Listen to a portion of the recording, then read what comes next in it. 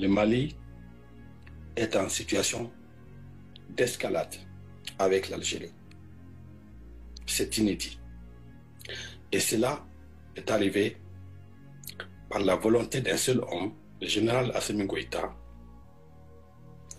autoproclamé président, autoproclamé général, qui n'a rien à faire à la tête de l'État malien. Pour faire oublier son illégalité, sa tyrannie à la tête de notre État, il est obligé de chercher des conflits par tous les moyens. Voilà un régime qui ne baigne que dans la boue. Il faut toujours chercher des crises, il faut toujours chercher des problèmes pour exister.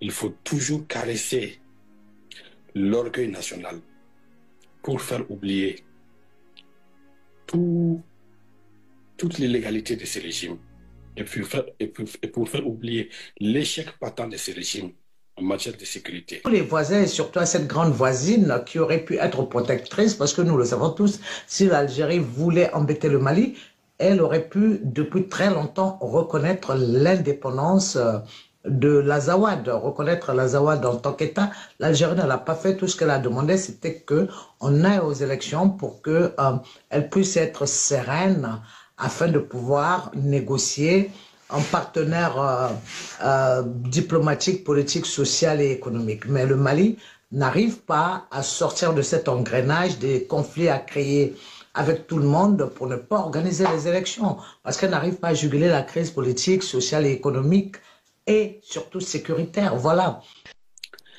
Assimi Goïta utilise des drones pour tuer des leaders communautaires, des leaders d'insurgés, des groupes signataires qui étaient en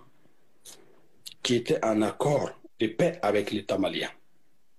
Il a dénoncé l'accord de paix pour préférer verser le sang malien en bombardant lâchement des leaders communautaires et des leaders autonomistes qu'il a soudainement qualifiés de terroristes. Et c'est très dangereux. Le Mali n'arrive pas à sortir de cet engrenage des conflits à créer avec tout le monde pour ne pas organiser les élections, parce qu'elle n'arrive pas à juguler la crise politique, sociale et économique et surtout sécuritaire. Voilà. Assimi Goïta utilise des drones pour tuer des leaders communautaires, des leaders d'insurgés, des groupes signataires qui étaient en accord de paix avec l'État malien. Il a dénoncé l'accord de paix pour préférer verser le sang malien en bombardant lâchement des leaders communautaires et des leaders autonomistes qu'il a soudainement qualifiés de terroristes. Et c'est très dangereux.